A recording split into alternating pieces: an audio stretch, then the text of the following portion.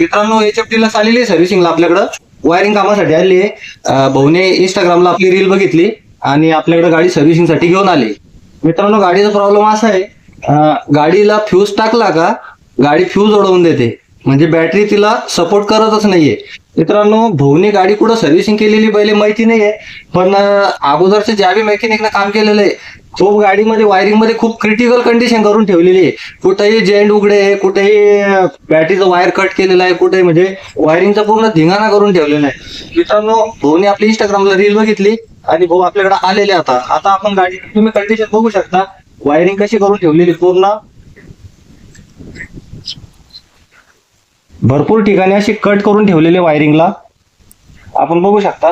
हे बघा इकडं हे कटआउट वगैरे बसवलेलं पूर्ण प्रॉपर वायरिंग गाडीची झालेली नाहीये. मित्रांनो गाडी रनिंग मध्ये सुद्धा बंद पडायची. कस्टमर इतकं परेशान झालं होतं गाडीला, नंतर त्यांनी आपली रील बघितली आणि आपल्याकडे आले. आता आपण काय करू, गाडीची पूर्ण प्रॉपर वायरिंग करू आणि कस्टमरचा रिव्ह्यू घेऊ. अशाच इन्फॉर्मेटिव्ह व्हिडिओसाठी माझ्या पेजला फॉलो करा, लाईक करा, कमेंट करा आणि शेअर करायला पण विसरू नका. थँक्यू.